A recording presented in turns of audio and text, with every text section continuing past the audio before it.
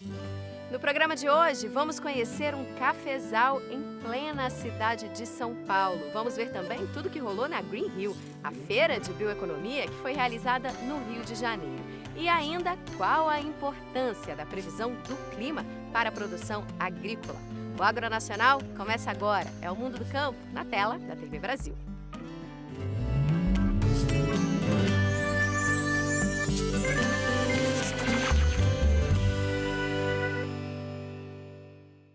Você sabia que em plena Grande São Paulo fica o maior cafezal urbano do mundo?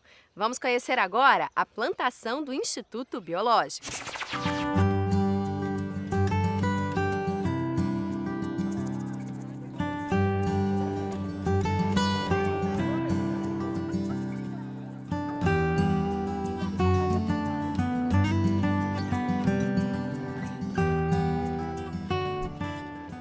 Essa iniciativa ela é inspirada num evento similar que acontece em Paris, que é a festa da colheita da uva, com a festa do Beaujolais Nouveau. Quer dizer, em Paris tem um vinhedo onde se faz uma festa da colheita da uva. A gente se inspirou nesse evento para fazer a nossa festa da colheita do café, aproveitando essa área do Instituto Biológico, que é magnífica.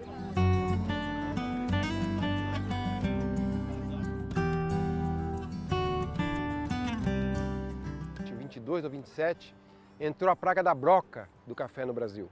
E todo mundo achava que ia acabar com as lavouras, essa praga, né? Porque não havia nenhum tipo de controle para aquilo, né?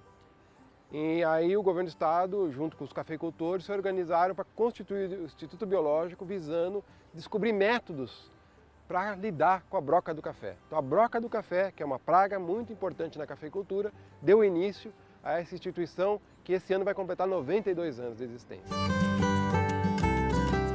O estado de São Paulo é um estado industrial, é um estado que tem universidades, é um estado que tem rodovias, portos, muito em função de toda a riqueza gerada pela cafeicultura, né?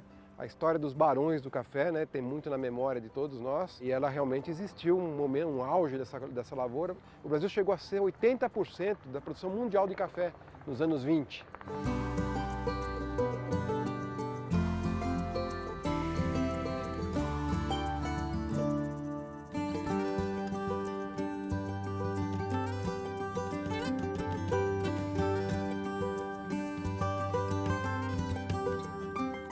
Essa lavoura tem uma particularidade, que ela é toda orgânica.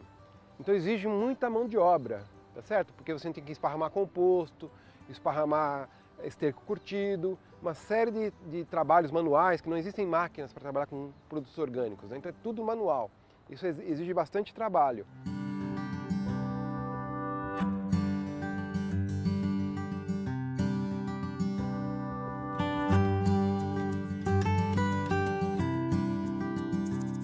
Aqui é a catação a dedo, tá? A colheita no Brasil ela não é feita assim, ela é feita na derriça. O que é a derriça? Puxa todos os grãos e joga no balaio, tudo que tiver, sem selecionar nada. Essa é a derriça, tá? Mas não tem qualidade a derriça, tá certo? Fazer qualidade tem que ser catado a dedo. Isso aqui não dá qualidade, agora a qualidade é assim, ó, um por um, só os maduros. Você coloca uma lona aqui no chão, derruba tudo na lona, e aí vem com a peneira só a banana, porque vem folhas junto, né? Porque a hora que você faz esse movimento aqui, ó, vem folha junto. Você lança eles para o alto, o vento leva a folha, o grão volta para a peneira. Encerrado o processo de colheita, transporta esses frutos para esse equipamento, que é um descascador despolpador. Nesse equipamento a gente consegue separar as 3 qualidades de frutos, os secos, dos verdes, dos cerejas, descascando exclusivamente as cerejas, que é o melhor da qualidade de bebida. A água é o meio de transporte, que tira os grãos desse compartimento e transporta aqui para os rolos, onde ela é separado o boia, o verde e o cereja. E por meio de frição é descascado o cereja e o verde passa sem descascamento, conseguindo então separar por essas aletas aqui, quando o verde não passa por aqui, só passa o descascado. Então o descascado cai aqui e vem para desmucilagem. Aqui já é desmucilagem. Para tirar mais água ainda, né? Que tira a mucilagem do café, ele sai bem sequinho já aqui. Terminado esse processo, vai para o terreiro de concreto, ou vai para o terreiro suspenso.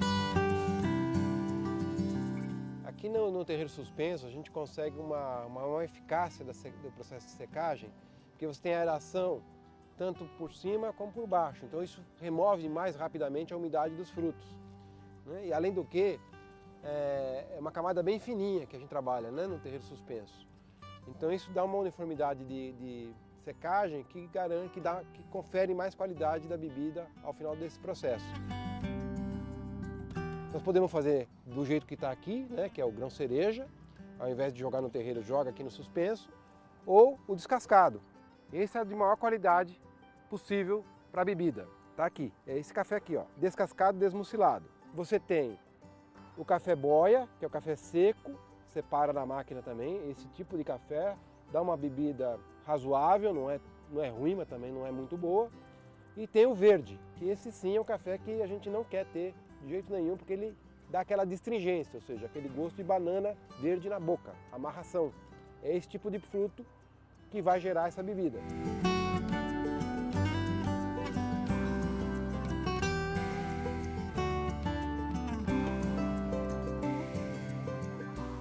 Na atualidade, as pessoas têm muito pouco contato com as coisas do campo, né?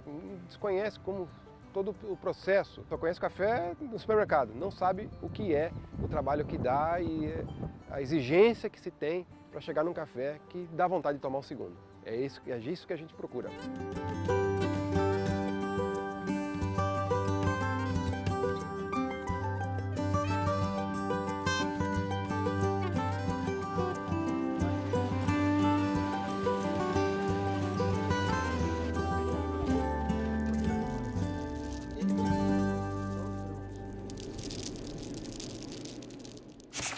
A tecnologia está melhorando o desempenho dos equipamentos utilizados no campo e tem muita novidade, prometendo aumentar a produção agrícola. Hoje o agricultor que tem mais de uma plantadeira, ele tem dificuldade para fazer as tecnologias gerarem resultado para ele. Por quê? Porque o produtor ele gosta de plantar com 2, 3 plantadeiras do mesmo talhão. Como as máquinas elas não se comunicavam, os benefícios, por exemplo, de um desligamento linha a linha, não eram possíveis de ser usados, porque onde uma plantava, a outra não sabia. A Stahler está lançando de maneira pioneira no mercado brasileiro a comunicação entre máquinas. E o mais interessante dessa tecnologia é que ela não precisa Wi-Fi, ela não precisa 3G, ela não precisa 4G, ela não precisa sinal de telefonia. Ela é uma comunicação entre rádios. Então, é como se uma plantadeira falasse para outra, ó, não planta aqui porque aqui eu plantei.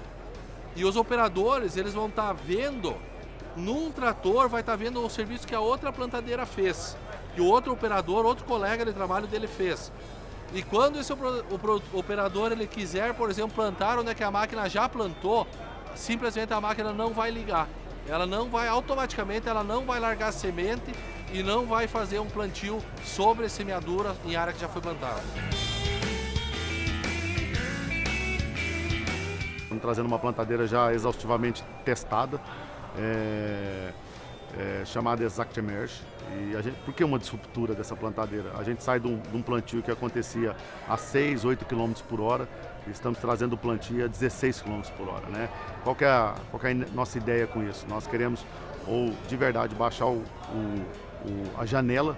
Nós queremos diminuir muito a janela de plantio. Isso cria uma janela de oportunidade para verticalização de produção, né? Ou diminuir a quantidade de equipamentos no campo de verdade, porque onde eu tinha 2 plantadeiras, eu posso ter uma plantadeira quando eu dobro a velocidade. E o impressionante é que nós conseguimos isso com 16 km por hora, entregar uma qualidade de distribuição melhor do que nós tínhamos a 8 km por hora, a 6 a 8 km, em função de todo o conjunto tecnológico que nós colocamos nela. Nós estamos lançando aqui na Agro Brasília um pulverizador novo chamado Imperador 3000 e 4000. Essa máquina ela tem grandes diferenciais e grandes inovações tecnológicas no mercado brasileiro, que são principalmente a capacidade de se levantar, ou seja, a máquina naturalmente ela tem um vão livre de 1,60 m e ela, com acionamento através de um botão, ela vai a 2 metros de altura, permitindo uma pulverização a 3 metros de altura que hoje é feita sem essa tecnologia através do uso de aviões, e essa tecnologia permite que o agricultor mesmo faça a pulverização, por exemplo, em final de ciclo de milho, fungicidas com a máquina.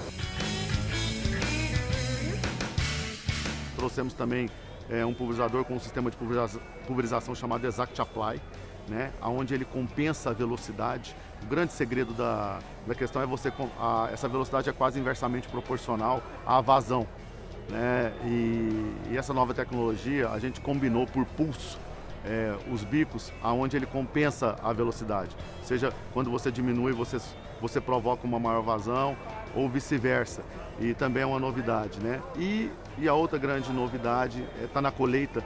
Nós trouxemos uma automação toda para a nossa colheitadeira. Então a série 700 de colheitadeira John Deere, nós mudamos, vamos chamar assim, nós mudamos de algo que era mecânico para algo totalmente automatizado, onde o ajuste é feito automatizado. A cada 3 minutos a máquina ela se autorregula e ela passa a colher conforme a regulagem do grão que ela está colhendo, né?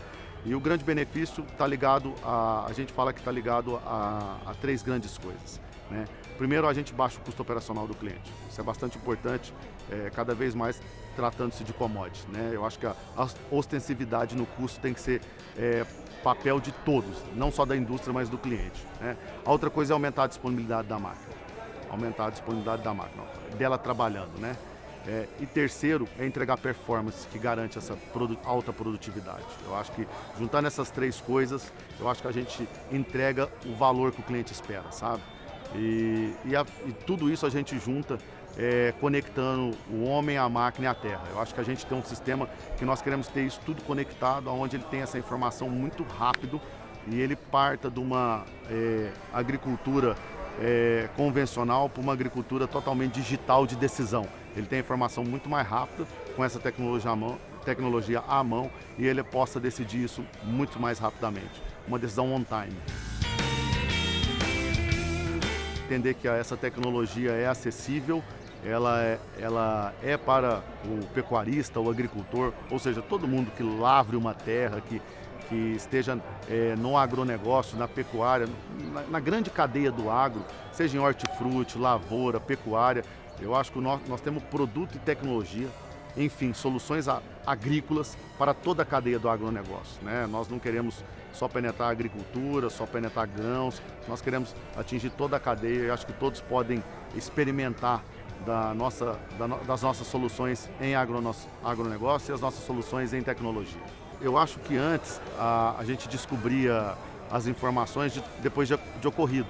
É como se nós estivéssemos andando numa estrada e para descobrir a gente tinha que olhar para o retrovisor, né? E quando eu falo que eu com essas novas tecnologias todas eu consigo conectar o homem, a máquina e a terra, eu estou trazendo a informação on time, ou seja, então aquele momento ele tem todas as informações da lavoura, todas as informações do maquinário e essa tecnologia possibilita ele ser muito mais ágil na decisão e corrigir a rota. Eu acho que essa vai ser a grande mudança o que a gente chama de agricultura digital, é trazer as automações para que geram alta performance no campo. E é isso que a gente pretende, mudar um pouco o conceito de como era feito cultura no Brasil, ou seja, desde plantio, pulverização e colheita, e agora trazer a informação para dentro de casa e ele ter isso à mão e possa decidir com essa informação, né? Se criou muita informação ao longo dos últimos 10 anos, mas ninguém sabia o que fazer com a informação. Nós estamos compilando isso numa grande plataforma e ele possa decidir com isso.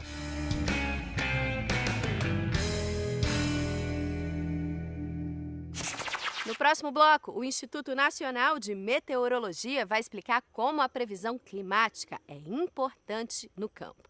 E a gente vai ver também os destaques da Green Hill, a feira que reuniu especialistas e representantes do setor orgânico e sustentável. A gente volta já.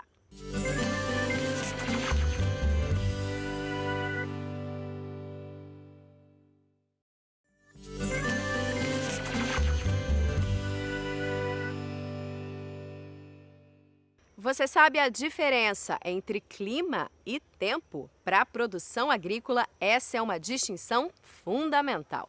O Instituto Nacional de Meteorologia vai explicar para a gente como a previsão climática influencia a produção nas lavouras.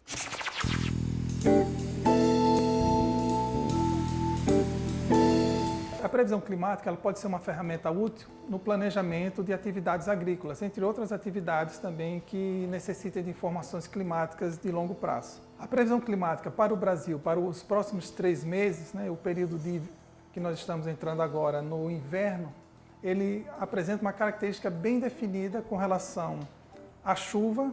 Nós estamos ainda com o efeito do final do período de El Niño. Então, a tendência é que tenhamos chuvas dentro da média ou acima da média no sul do Brasil, incluindo toda a região sul e parte do sul de São Paulo, Mato Grosso do Sul. Na região central do Brasil, deve ficar dentro das suas características climáticas típicas desse período, que é um período bastante seco, então deve prevalecer essas condições já históricas. Mas no extremo norte do Brasil, né, no extremo norte da região norte, pegando parte do norte e do nordeste, há uma tendência ainda de chuvas um pouco mais elevadas no início do período de inverno. Na parte central do nordeste, a tendência é que também se prevaleça o período seco, que é típico dessa época.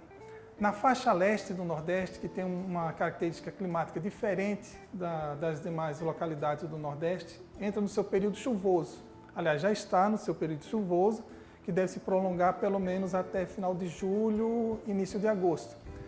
Nessa região, apesar de chover bastante, a tendência é que boa parte dela, na faixa leste, que vai do Rio Grande do Norte até parte da Bahia, até Salvador, a tendência das chuvas elas fiquem dentro da sua média ou um pouco abaixo dentro de algumas localidades. Uma das aplicações da previsão climática ajudar na gestão das atividades agrícolas, entre outras atividades, como também a Defesa Civil utiliza essa informação. No caso da agricultura, nós temos 2 exemplos clássicos no Brasil.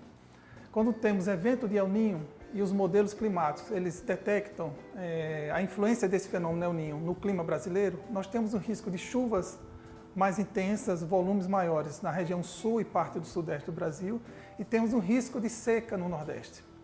Então, com base nesses extremos, os agricultores de uma região, os gestores de cada região, se adaptam ou se preparam para essas condições extremas. O risco de seca, no caso do norte e nordeste do Brasil, o risco é maior, e no caso do sul e parte do sudeste, o risco de chuvas acima da média do período. Então, são condições extremas em que os gestores voltados principalmente para a área agrícola observam sempre e tomam decisões ou se adaptam a essas condições de acordo com as previsões e a possível concretização delas.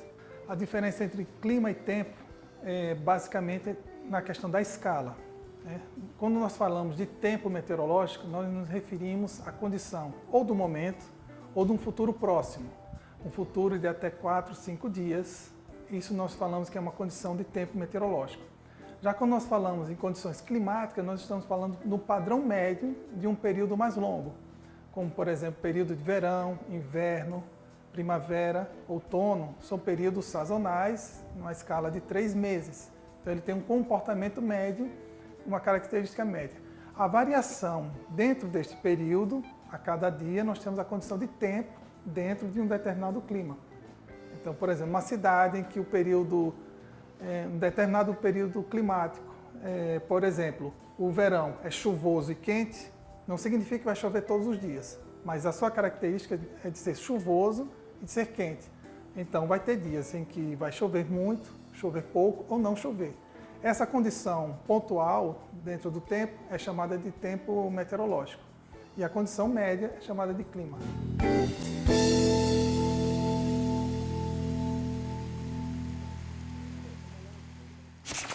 A Green Hill 2019 trouxe a bioeconomia para o centro dos debates e das reuniões de negócios. Agora, a gente vai ver quais os destaques da feira que foi realizada na capital fluminense. O objetivo da Green Hill é ser uma ponte, um ponto de encontro entre atores do governo, da academia, do mercado, consumidores, sempre levando informações sobre sustentabilidade, economia verde, setor orgânico e, ultimamente, sobre bioeconomia. O Green Hill deseja ser uma plataforma da bioeconomia. O secretário Fernando Schwank, que é o secretário de Agricultura Familiar e Cooperativismo, lançou aqui o primeiro programa de bioeconomia voltado para a agricultura familiar e cooperativismo. Isso tem um significado enorme, porque torna oficial a presença do Brasil no cenário global da bioeconomia com o governo. Se eu tivesse que traduzir de uma maneira muito simples, eu diria que é uma economia cujo insumo não é petróleo, o insumo são recursos naturais. Então é uma economia, o desafio da bioeconomia é a transição de uma economia de combustível fóssil para uma bioeconomia. Então tudo que vem, que a origem é biomassa, são plantas, por isso que é tão importante a presença do Ministério da Agricultura, mas tem a importância do Ministério da Ciência e Tecnologia, que entra com a pesquisa. Todos os ministérios estão relacionados porque não tem outro caminho. O planeta está com os recursos naturais escassos. Se a gente não cuida deles de uma maneira sustentável, a natureza vai cobrar a conta um dia. Então a gente tem que ficar atento, porque nós precisamos desses recursos. O Green Rio ele tem 3 pilares. Ele tem a conferência, que acontece durante os 3 dias. Nos 2 primeiros dias é um foco um pouco mais para negócios e parcerias, inclusive parcerias internacionais, como está tendo agora dentro do Green Rio um encontro Brasil-Alemanha de bioeconomia. E no sábado a gente sempre abre para temas mais voltados para o consumidor. Eu destacaria a presença maciça que o Ministério da Agricultura trouxe de atores, desde pesquisadores do próprio Ministério, como a Embrapa, e as rodadas de conversa que eles fizeram. O SESC também fez um trabalho estupendo no sentido de conscientizar o consumidor. Então eu estou sentindo que o Green Rio, além de ser um encontro de negócios, porque é um dos pilares também são as rodadas, eu falei da conferência, mas tem as rodadas, e tem os expositores. Então tudo acontece ao mesmo tempo. Então você sai de uma conferência, participa de uma rodada, dá uma volta na feira, conhece novos consumidores e as coisas vão acontecendo, um fala para o outro, existe todo um boca a boca dentro do Green Rio que é surpreendentemente positivo. O BNDES lançou a 2ª edição de um prêmio de boas práticas agrícolas, que é muito importante porque incentiva não só as boas práticas agrícolas, mas o conhecimento tradicional. Foi muito discutido no encontro Brasil-Alemanha. Como é que você guarda a memória do conhecimento tradicional? Como é que você contempla o conhecimento tradicional? Que é uma memória que o agricultor tem, que às vezes fica perdida porque você não dá o devido valor. Alguém me perguntou por que deve ser tão valorizado o conhecimento tradicional. E eu dei o seguinte exemplo: algumas cobras no seu veneno tem um componente anestésico muito forte, que já é usado, inclusive, dentro do contexto da medicina. Mas as pessoas não... Se você tivesse começado do zero e descobrir qual é a cobra que tem o veneno, você tinha que matar 500 cobras, 1000 cobras, até chegar na cobra certa que tem o veneno, que é para anestesia. E como é que descobriram que essa cobra tinha esse componente? Porque algum índio contou, olha, a gente usa o veneno dessa cobra para anestésico. Então, isso é um exemplo simplório, mas é um exemplo importantíssimo. Quantas coisas a sabedoria dos índios, a sabedoria dos nossos bisavós, eles têm que ser preservado isso. Então, eu acho que agora estão acordando para essa importância de valorar, até para ter uma reserva para o futuro. E isso economiza tempo de pesquisa. Você vai pesquisar o veneno certo. Você não tem que matar 500 mil cobras para descobrir qual é que tem o veneno, que tem um fator anestésico. A importância da bioeconomia na agricultura é gigantesca, porque o Brasil já tem que ter uma agricultura que alimente o país, mas há uma expectativa global que o Brasil terá que alimentar o mundo em 2050, porque é quem tem a maior área agricultável do mundo. Então eu acho que se você começa a expandir para atender essa demanda, você tem que ter um cuidado muito grande com a água, com o solo, não pode ser indiscriminadamente. Então as práticas sustentáveis de agricultura cada vez mais serão valorizadas. Por hoje a gente fica por aqui, mas na semana que vem a gente volta com mais informações e novidades da produção agrícola e da pecuária no Brasil. Agronacional é o mundo do campo na tela da TV Brasil.